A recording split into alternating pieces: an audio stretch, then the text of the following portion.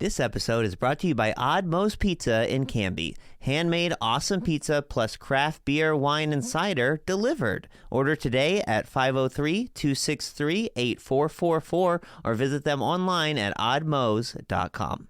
This episode is also brought to you by Canby Foursquare Church. Since 1978, a place to grow, connect, and serve. Sunday services on campus and online at 9 a.m. and 11 a.m. Learn more at canbyfoursquare.com.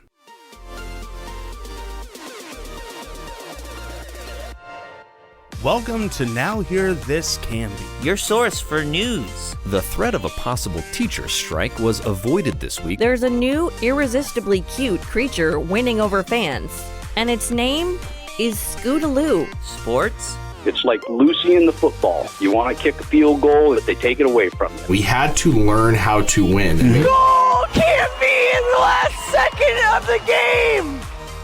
And interesting conversations. Because I'm one of the strongest girls ever, and I know that for a fact. I just really enjoy writing gossip as if I was a bear. With an old maid daughter that make the best moonshine in the coast. And if it would have hit me in the face, I think I would have died. I really do. I guarantee you would have died, man. Are you kidding me?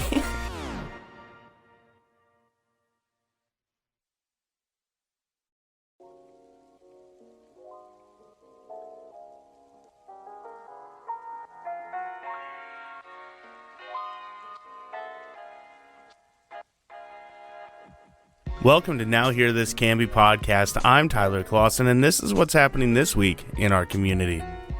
A Canby High School graduate, multi-sport athlete, and key member of the 2022 state championship runner-up Cougar baseball team is in recovery this week after being hospitalized and ultimately placed on life support due to a severe case of pneumonia.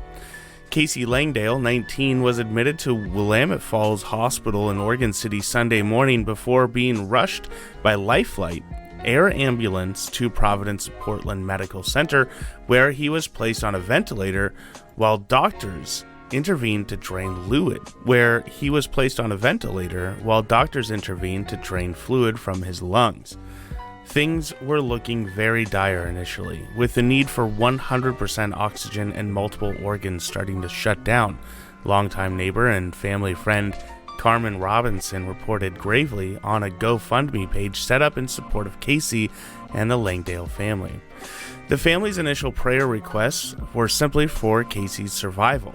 It was not guaranteed, with his doctors giving him a 60 to 70% chance of pulling through, based on his age and excellent physical health. Thankfully, Casey is a fighter and is continuing to make strides in his improvement hour by hour, Robinson wrote. But he is not out of the woods yet and still faces the real possibility of things taking a turn for the worse. As of Tuesday evening, Casey remained in intensive care unit at Providence Portland. His kidneys had resumed function, Kit Robinson told The Current, and the condition of his lungs was steadily improving. The breathing tube was removed around 1 a.m. Wednesday. Even with all the tubes that he has going down his throat and his body, he is still asking family members for hugs, Robinson said. Tears streamed down his cheeks when he learned of all the support from the community. He is very appreciative and would like to thank everyone. The ferocity of the infection and the resistance to the treatment have shocked Casey's loved ones and bewildered many on his care team, Robinson said. The particulars of Casey's infection are extremely rare and hardly ever seen, according to the family. The doctors are still baffled by why someone at his age with his immune system is not able to fight this off, Robinson said.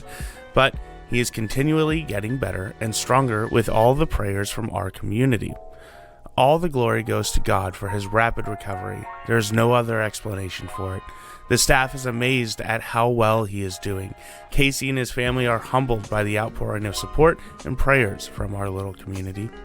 Casey Langdale, along with his twin brother Clayton, were among the senior anchors of the remarkable 2022 baseball team, which made the state baseball finals for only the second time in Canby's history and the first time in 62 years. They were also star linemen on the Canby Cougar football team and members of a Canby junior baseball team that also made a national championship game in their youth. Our family would like to thank everyone for their support, prayers, and donations, their mom Kim Langdale said in a message to The Current. We feel truly blessed to have all of you in our lives. The love from our community is felt throughout the family. We are seeing miracles of healing in our son daily and know that God is not done working to heal him. Casey is alert and aware of the prayers and support coming in for him. He is beyond grateful, and the support from our amazing community is helping aid in his recovery. In their own prayers for their son and brother, the family shared that they have been encouraged by Casey's favorite Bible verse, Joshua 1:9. Have I not commanded you? Be strong and courageous. Do not be afraid. Do not be discouraged, for the Lord your God will be with you wherever you go. For the latest updates or to support the Langdale family during Casey's road to recovery, visit gofundme.com/F/Casey's-recovery-costs.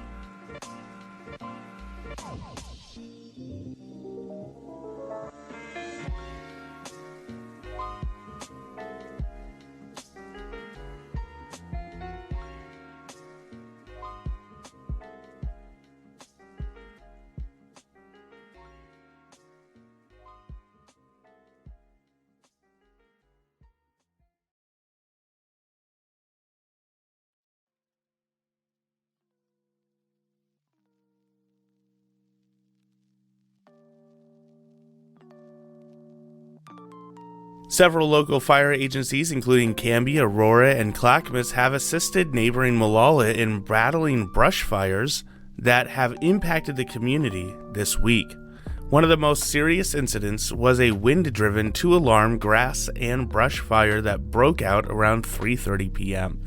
Tuesday near Kennel Avenue, which prompted Level 3 Go Now evacuation for the Twin Fir Mobile Court, a mobile home park serving residents 55 and older. Residents at Bear Creek Memory Care were also evacuated, officials reported. The blaze was initially threatening many houses and businesses, fire officials said in a Facebook post. Fortunately, firefighters were able to bring the blaze under control in short order, and the evacuation alert was rescinded before 7 p.m. There were no injuries to either civilians or first responders, and no homes were burned. The cause of the vegetation fire is under investigation. Responding agencies included the Molalla Fire and Molalla Police Department, Canby Fire District, Aurora Fire District, Clackamas Fire District, Colton Fire District, Monitor Fire District, and the Oregon Department of Forestry. In addition, Molalla officials praised Tualatin Valley Fire and Rescue for covering other calls in the community while Molalla and mutual aid agencies battled the blaze. The incident came less than a week after another 2-alarm vegetation fire broke out near Molalla, which was threatening several structures and spreading rapidly due to dry, windy conditions. 9 agencies came to Mollalla's aids during that fire on July 12th, including Canby, Aurora, Colton, Hubbard, Monitor, Mount Angel, Silverton, and the State Forestry Department. Thanks to the work of Good Samaritans and a quick response from the fire crews, the fire was extinguished without any loss of structures, Molalla fire officials said on a Facebook post. A big thank you to our volunteers and mutual aid partners.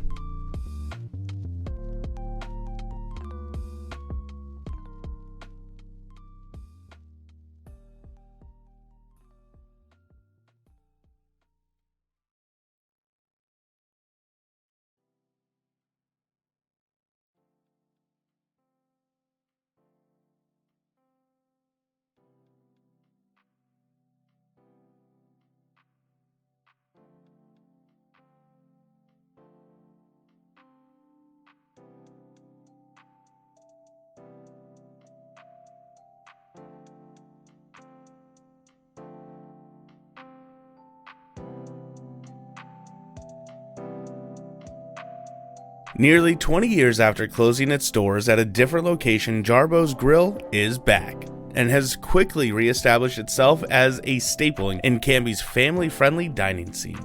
The Jarboe story started over 3 decades ago when restaurateur and businessman Hank Jarboe, who had begun his culinary career as a dishwasher at a local eatery, opened his own restaurant in his hometown of Canby in 1992. Jarboe soon became a household name in Canby and beyond, known for its delicious food, friendly service, and welcoming ambiance. Young Travis Savon, who would later become co-owner and general manager of the new Jarboe's, grew up eating and working as a dishwasher at the original location. In 2005, Jarboe sold the restaurant to pursue other interests. The building on the corner of Northwest 1st and Elm went through several owners and iterations, most recently Grand Central Station, before becoming the new home of Neuropathic Pediatric Therapies, or Neuro, 4 years ago. Savon, who, like his first employer before him, had caught the restaurant bug during his stint as a teenage dishwasher, went on to work at and ultimately helm various restaurants around the country. He honed his craft and gained valuable experience working in the high-end kitchens of such culinary destinations as Bourbon Street in New Orleans, Louisiana. But he never forgot the early lessons he learned from Hank Jarboe, nor the magic of Jarboe's Grill. So when Jarboe called Savon last October to invite him back to Canby to work together once again, he didn't hesitate in saying yes. The two worked together to create a new vision for the old favorite, seeking to honor the legacy of the 90s era Jarboe's Grill so many Cambyites still remember, while also bringing it into the modern era. The new Jarboe's has come to life in an old building, the former spinning wheel located on Highway 99E, just east of Canby, more recently known as the Double Aught Ranch and the Route 99 Roadhouse. But the century-old structure underwent an extensive 9-month renovation prior to its grand reopening earlier this year. The renovations included a new 60-person meeting and events space, live music venue, fully stocked bar, booths and high-top tables, and lottery machines. 18 years later, Jarboe's has picked up pretty much where it left off, impressing new and old patrons with its expansive menu, welcoming ambiance, and winning the coveted title of Best New Business in the Canby Area Chamber's 2023 Best of Canby Awards just last week. The eatery marked the occasion with a grand reopening ribbon cutting hosted by the Chamber on Monday, July 17th. Jarboe's Grill is located at 22842 South Highway 99E and is open daily from 11 a.m. to 10 p.m. More information and menu online at jarboesgrill.com.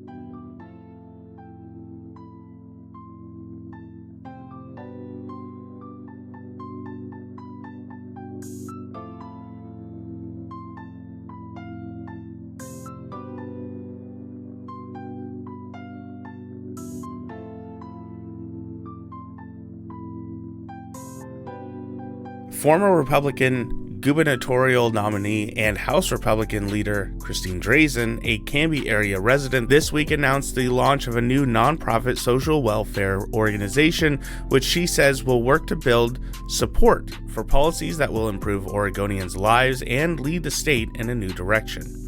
Oregon remains a state of unsurpassed promise, but without checks and balances, our state continues to cater to powerful elites, political extremes, ignoring the needs of thousands of Oregonians, hurting our quality of life and limiting our potential, Drazen said in a press release on Tuesday. Our state's future has been neglected for too long. It is time for the common good to be our highest priority. A new direction is dedicated to holding power to account and providing Oregonians with a more balanced approach to the challenges we face. Oregon can be saved, but it will take a new direction. Drazen's group, A New Direction, is a 501c4 nonprofit dedicated to connecting Oregonians with each other to advance policies and ideas that make Oregon a safer, more affordable place to live and raise a family, strengthen checks and balances, improve transparency, empower Oregonians, and support the next generation. Drazen represented Canby and the surrounding area in the Oregon House of Representatives for 3 years, including 2 years as House Minority Leader, before stepping down in early 2022 to pursue a gubernatorial bid. She won a crowded GOP primary for the Republican nomination and led several polls throughout a hotly contested race to replace outgoing Governor Kate Brown before ultimately falling to Democrat Tina Kotek in November. Tuesday's announcement marked her first communication about possible future plans since conceding her defeat to Governor Kotek last year. She also participated in the Canby Independence Day celebration parade earlier this month in support of Republican Congressman Lori Chavez DeRemer. According to the Internal Revenue Service, 501c4 nonprofits are classified as social welfare organizations, which must operate primarily to further the common good and general welfare of the people of the community, such as by bringing about civic betterment and social improvements. Tax-exempt social welfare organizations are not prohibited from political activity as long as it is not its primary work. A 501c4 can lobby for legislation germane to its organizational goals, but may not directly or indirectly participate in political campaigns for or against a particular candidate.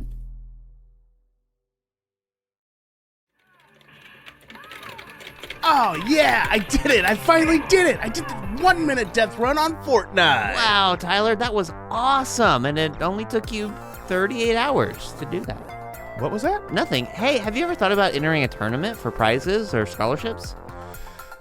Yeah, but I mean, there's entry fees and stuff, right? Nope. DirectLink, our local internet provider, has just announced a partnership with Fiber Gaming Network to offer free entry for their active broadband subscribers into national online tournaments. Wow, that sounds pretty sweet. So how does it work? Dude, it could not be easier. They have lots of different events each week for gamers of all skill levels. Folks can join the Fiber Gaming Network Discord server and connect with other players to form parties, play together, learn tips and tricks, and more. It's moderated to foster a safe and inclusive environment for all, too. Plus, I even heard that Fiber Gaming Network is working with recruiters from college esports programs to find talented new players. There are actually a ton of college scholarships available for competitive gamers now. Oh, so they have like a community aspect to it, too. That's cool.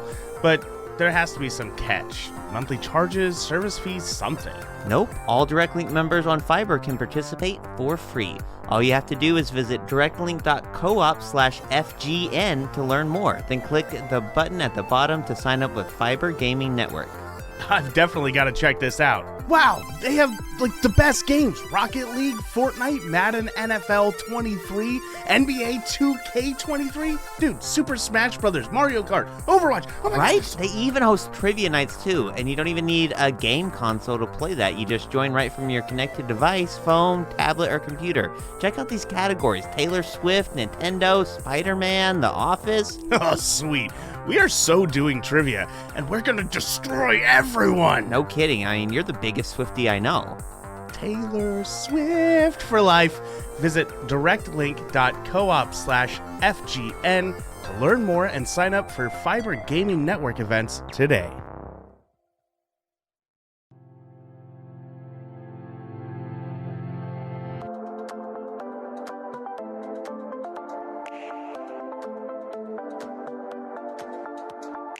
Hey, on the Canby Conversation today, we're excited to be talking again with Steve Puga, owner of the FOB Taproom in Canby. Hey, Steve, how you doing? Good, Tyler. How about you? Good. Good, So we're here to talk about the second annual FOB Oktoberfest taking place across 2 days now down in Waite Park this September. But maybe start with what we kind of started with before we started recording. How are you guys handling the heat, and how are some of our other businesses and places that have coolers? Everyone's kind of struggling in this kind of intense heat, huh? Yeah, big time. So yeah, we've when people come by FOB, they're going to see a revised, remodeled outdoor area. I love it. Yeah, it looks really nice. Real festive and so forth. Unfortunately, it's so hot. Yeah, it looks great from inside here. It does. Yeah, I mean, when you stare at it from inside an air-conditioned building, it looks fantastic. Yeah. So hopefully, you want to go sit there? No. Yeah, okay. definitely not. So hopefully the weather cools down so people can experience, our take on the outdoor area, and you're going to see, German kind of Oktoberfest colors on the posts, and we're not done yet in terms of kind of turning it into a real proper beer garden. So, plugging along, my friend. Yeah. So it kicked off the event last year. Really kind of, it had been something I believe you had been thinking about and talking about for a while. And then last year, just like, heck, let's do it. Yes. 2.5 months or 3 months. Yeah, just barely. Lead time. The city was. How hard can it be? Pretty much. Famous last words. Oh my God. I mean, the city was great. They had seen what we do here at FOB for our own Oktoberfest in-house, and that's kind of what prompted last year's talking to the city and asked if we would scale it up, and we were able to pull it off. I have no idea how. A lot of good friends, a lot of good volunteers helped us out. This year we're going to do a 2-day event, 16th and 17th of September. So continue on what we started and add a lot more stuff. For somebody who wasn't able to make it, how would you describe the vibe, the event? What's it all about? Honestly, we have a lot of people that try to draw comparisons between us and, for example, the obvious Mount Angel. Yeah.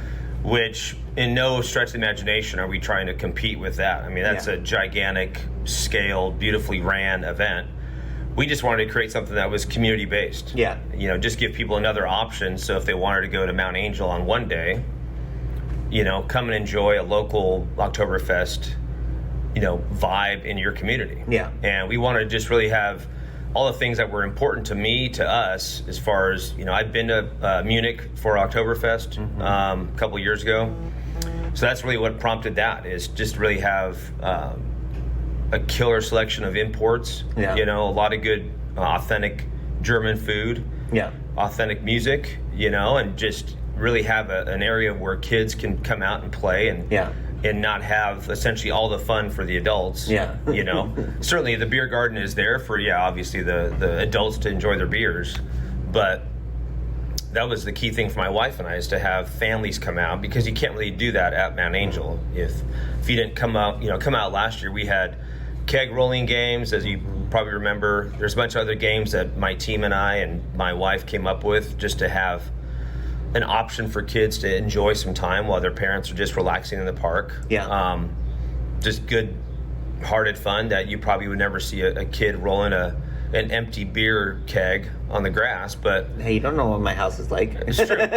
True. I mean, exactly. If you're a proper parent. Daddy's empty again. Come on, kids. Bring it over. Bring it over, please.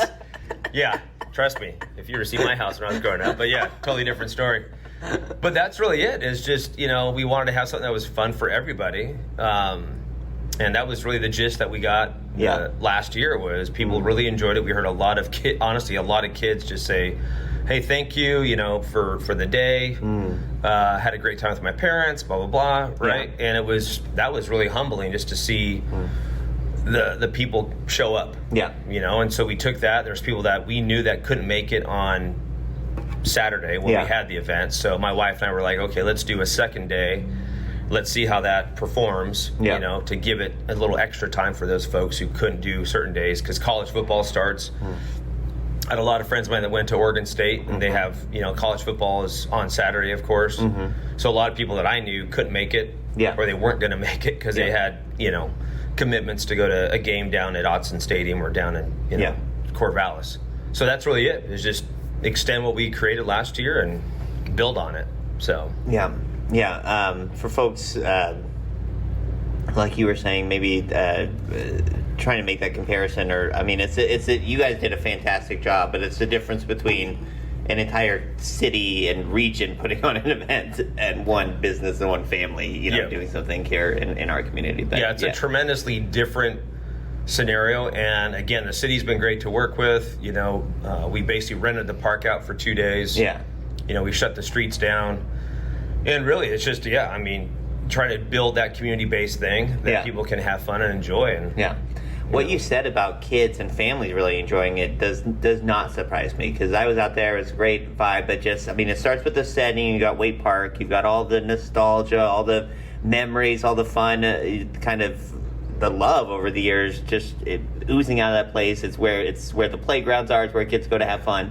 And then the music, I think, really makes it, because it's just Oompa music and German music just has that. Some people don't like it, but love it or hate it, it does have that very fun kind of vibe that just it's hard to not have a smile on your face, at least for a few minutes. Yeah, it is. I mean, and so that's what people, last year we had 2 different bands kind of throughout the course of the day. This year we have an extra Oompa band, if you will, so 3, and then we've got another friend of ours that is more of a rock band that we decided to add for the end of Saturday night. Yeah. So 8 o'clock they'll start, so that way the adults, if they're obviously a lot of kids we saw last year were leaving by like 6 or 7. Yeah. There's a lot of adults primarily there past that time. We close at 9. So this year we added this rock band that's going to basically come in and just close out the evening for those adults that are still, hanging out and having a good time. So that's what we wanted to add. So more German festive music followed by kind of like a proper rock band evening in the park. So very fun. Yeah. Yeah. So that'll start when? So Saturday is noon to 9 p.m. Okay. And then Sunday's 11 to 4 p.m. Okay. Yep. Cool. So lots of good stuff planned. More food vendors, which we can probably talk about if you'd like. But last year we had Bee's Bakery, Ebner's.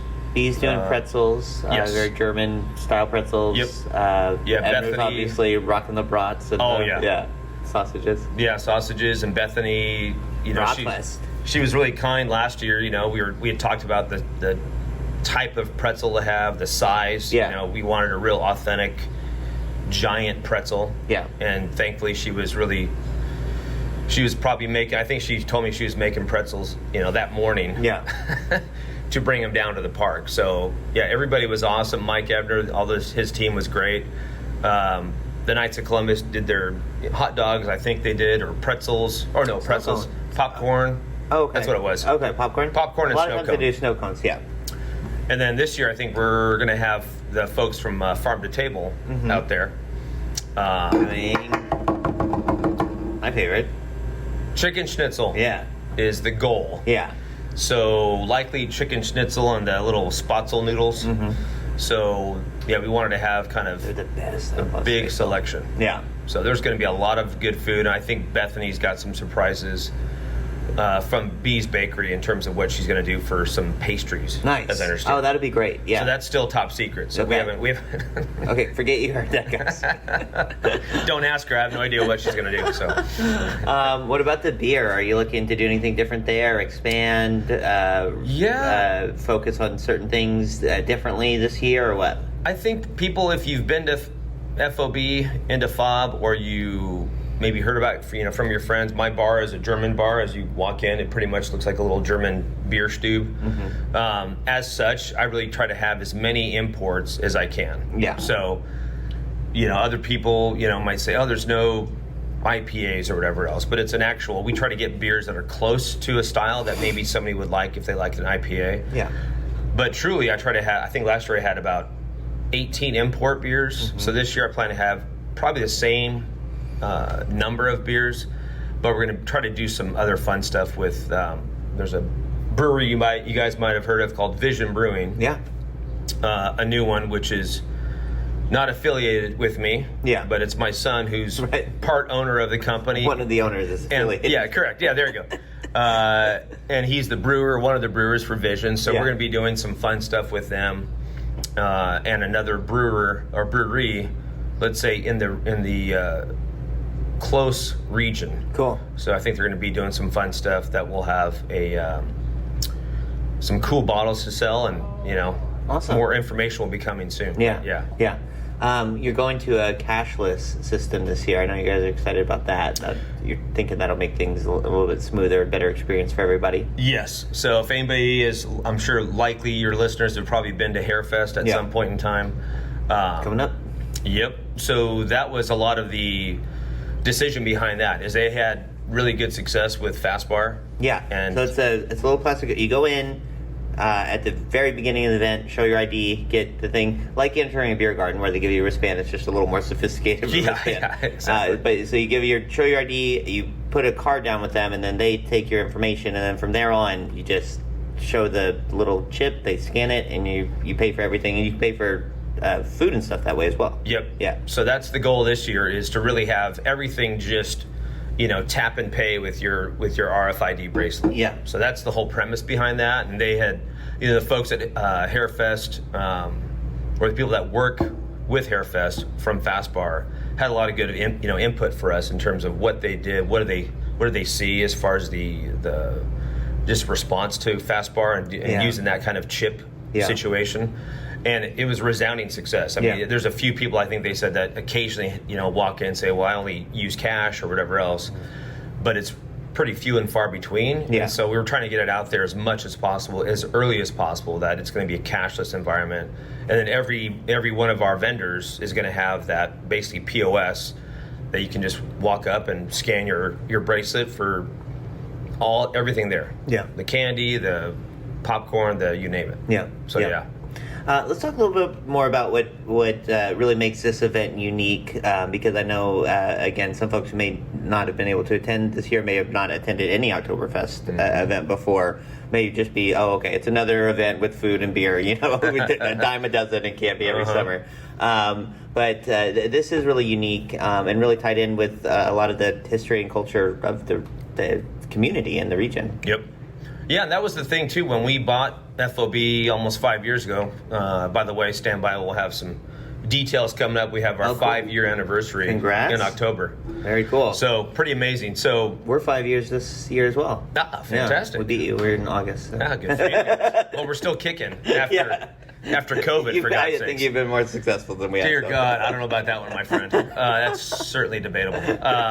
But yeah, so that's the thing is when we bought FOB, that was kind of our tie-in to, bring in that and that vibe of the German kind of feel here. You told the story in this area. before, but that's how you got into this industry and kind of fell in love with it. Was your business you were doing at the time was taking overseas quite a bit, and you just fell in love with the German pub atmosphere, ambiance. Yeah, and quite honestly, I think anybody who's ever driven, as we use Mount Angel again, anybody who's driven in this region. And if you've been lucky enough or you Google stuff, I mean, this section of Oregon looks remarkably like parts of Bavaria. Yeah. Which is also part of the reason why we came here. We were super excited to just try to take FOB and transform it into what we've turned it into is, just capitalize on that whole vibe of the German kind of feel and the environment, and the scenery around here. Yeah. Which is why we thought it was fantastic as far as Waite Park being a great location for our event. Yeah. Because it just is so quaint. It just looks perfect, to what I would picture like the old days of Munich Oktoberfest, where it's just, trees everywhere, and if you could go sit down underneath a tree and have a pint, or Stein, and just relax. Yeah, that's kind of like what we wanted to get to. So we were super thankful that we could do this in Waite Park. Yeah. So yeah.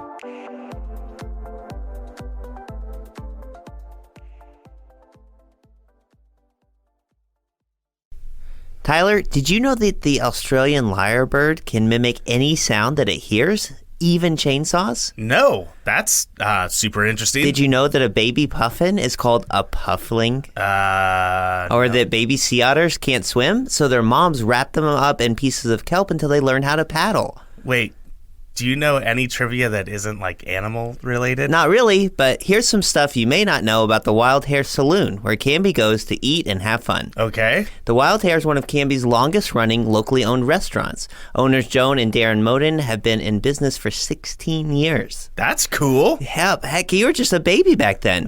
And, Wait, what? and they love to give back. They've been members of the Canby Chamber for that long, and they donate over $20,000 to local sports, FFA programs, and civic organizations each year. Wow, I'm legitimately caught off. That's cool. Yeah. They also support more than 30 jobs in the community through their award-winning staff, some of them as young as 18. Hey, that's older than you are. Dude, I'm 10 months younger than you. With the days getting longer and the weather getting warmer, the Canby Wild Hare's expansive outdoor patio is the place to be. Furry friends welcome. Well, that sounds great. I'm going to go check them out just off of Highway 99E next to the Space Age in Canby at 1656 Beaver Creek Road in Oregon City, or on their website at thewildharesaloon.net.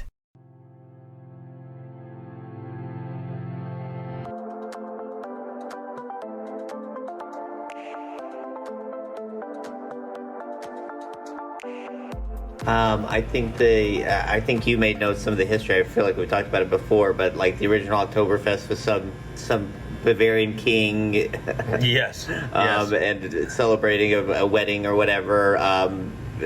It took place in October originally, but it evolved into something that, German culture or not, there is a lot of folks who do have German ancestry in this area, but even if you don't, it's really about celebrating the harvest, the end of a summer of labor, which does resonate with a lot of people here. I mean, we're still a very agricultural area, and it's still a very important part of our community. Yep, very much so. And that was, again, perfect tie-in to what we're trying to do. Which, again, I just keep going back to the Waite Park and the location. I think that's going to be one of the big kind of differences between what we do with Oktoberfest and a larger scale Oktoberfest. I like the fact that ours is a little bit more intimate. Certainly the park atmosphere is I think it's perfectly suited for what we're trying to do. Yeah. And I think it's just more, again, a more kind of, go back to it again over and over, intimate Oktoberfest. Yeah. Versus you can still have all the fun of an Oktoberfest, but minus maybe just massive crazy crowds and crazy parking. That's what I was going to say, is it... German clock going off. That's my cuckoo. that it really is, that kind of vibe for folks that, like Oktoberfest in Mount Angel or even other places, it's just too much, too crazy, very intimidating. It is. This is,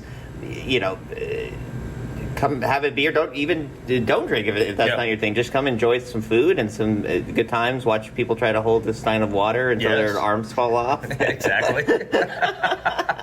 Which, trust me, yes. We've got, I think my wife's got plans for another one or two fun, can't really say drinking games per se, but German games. How about that? Yeah, they weren't drinking games. No. They were games of, hesitate to say skill. I would daring. say Let's say daring is a good term to use. It's more of exactly. Oh man, and I can't. This is a podcast, but they sort of holding the stein. They kind of contort their bodies in such a way that they sort of balance it on one pec. Right. Yeah. Right. Because you can't bend your arm. You can't bend your arm, but you can. Yeah. There was a lot of people making some interesting moves to not allow their arm to bend. Yes. So whatever worked. So a lot of good stuff. We've got, like I said, a couple extra games people are going to enjoy doing, both the kids and the adults. Yeah. So really super excited for it. I just love that kind of thing, because it's one of those things that sort of hang on the bar that they do at the fair is another one that looks so much easier than it really is. Yes. And every round you get 3 or 4 guys that are like, I'm gonna last an hour. Which is the funny thing, to your point, it's not always like the traditional biggest, strongest it was looking often person. Guys that just had good tone. It's pretty amazing. Like you see some just kind of different body types. Some ladies were doing extremely well.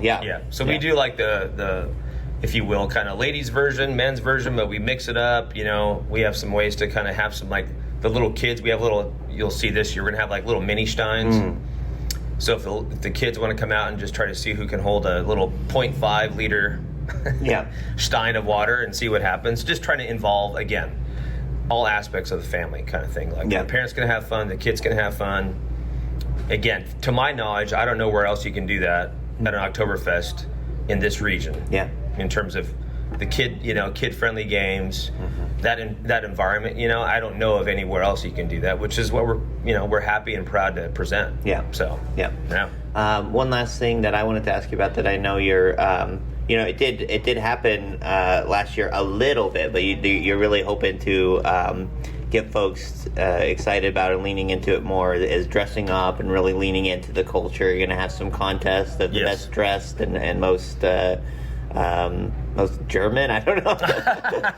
Yeah. Well, that could. You said costume contest. I'm not sure. That could get I'm not sure you want to call it a costume No. contest. Yeah, I was going to say an Oktoberfest. Yeah, there you go. Contest. Best dressed. Yes. Yeah. Yes. But yeah, we're going to do that this year. So a little insight. So all my staff, my team is going to be out there. We've got them all some official lederhosen. Nice. For the men on the team, and last year the ladies were wearing the dirndls, the traditional German dress. So yeah, we're really trying to, both in talking to you and then other outlets, so we can try to get the word out, and spread the word about the cashless environment and new games, and certainly put a emphasis on the costume, Oktoberfest costume contest. Yeah.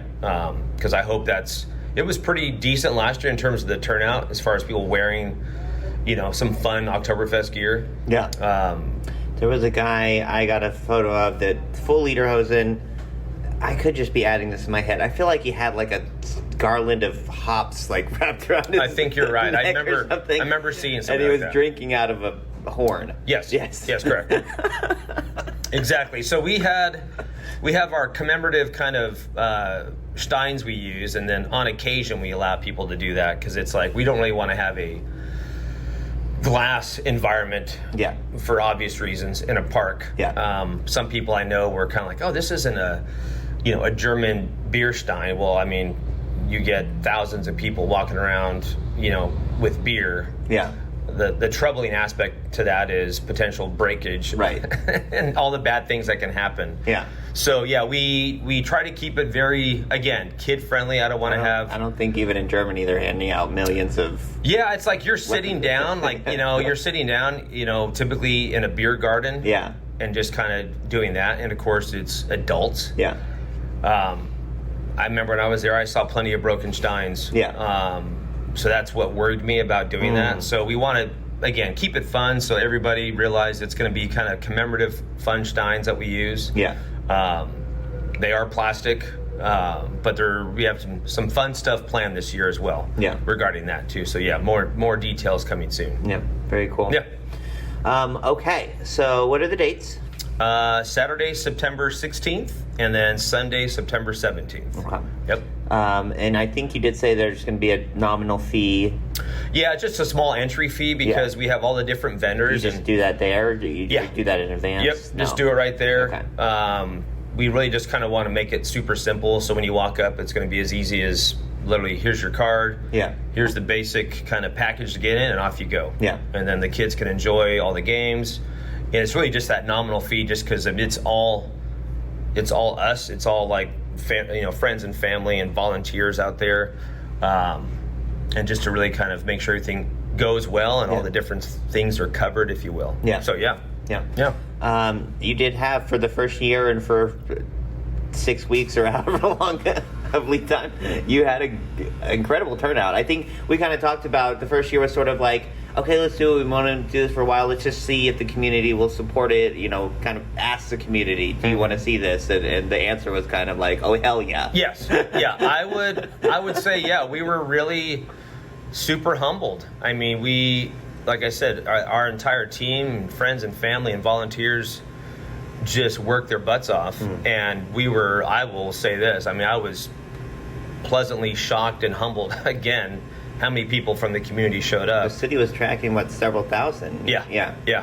I mean, that's, again, over the course of one day last year. One single day, and it was great to see. Yeah. And that was our whole, again, point to do a second day is just, again, like I said, capture those folks who couldn't make it on Saturday. But, yeah, I mean, that's what we're super thankful for is, to allow us to bring something fun like that to the community.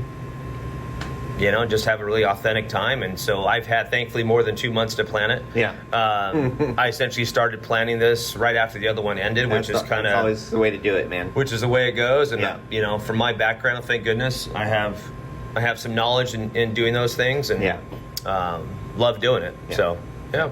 Awesome. Will there be places where folks can see a schedule, get more information, just follow you on social media, I guess, the FOB?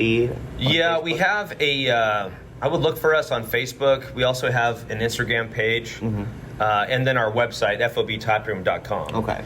We'll be putting some more details up as we get closer here, here over the next couple 2-3 months. Awesome. Yep. Awesome.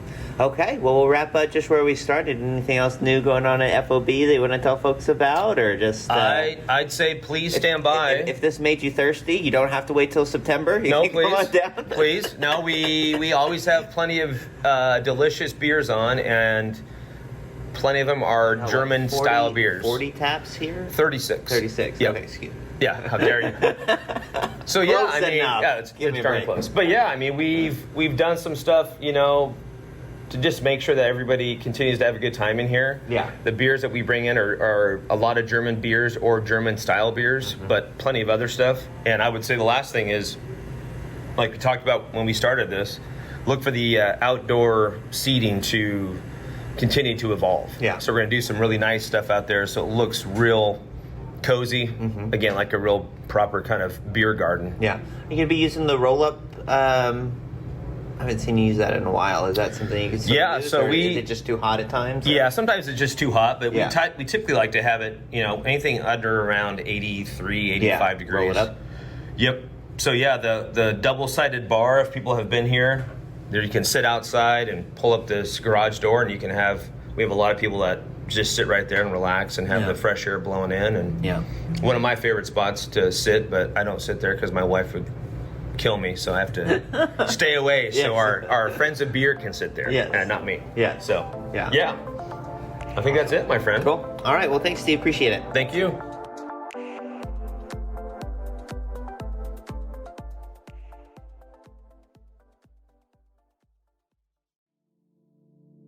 Hey, I'm AJ. I'm your local Oddmo's franchise owner. I'm Mike, co-founder of Oddmo's. And we're the hosts of The Odd Pod, a podcast about life in the pizza industry. We're going to have on some franchisees. We're going to have some different vendors on. We're going to get a snapshot of what goes on behind the scenes in the pizza world. Don't forget to tell them about the sports. There's sports. And the crazy wacky pizza that we have every Wednesday that we create. And we also have a special guest every week as well. And I'm Gage, Odd Pod's senior sports analyst. Gage, who gave you that title? Me. Oh boy. Find us on Spotify and Apple Music and the Podbean.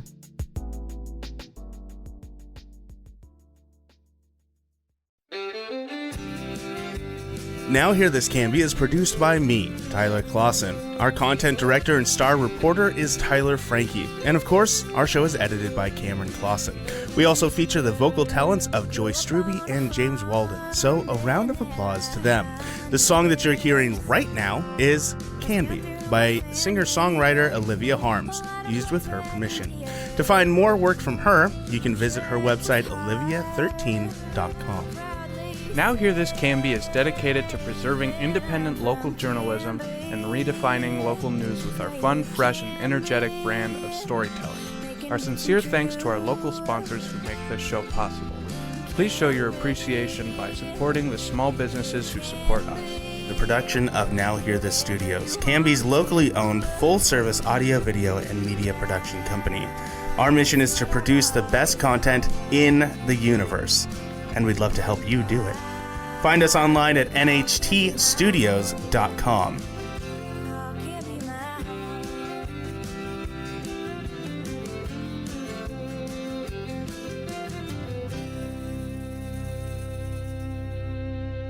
I will take a motion to adjourn. I just moved it. I didn't even ask for it, though.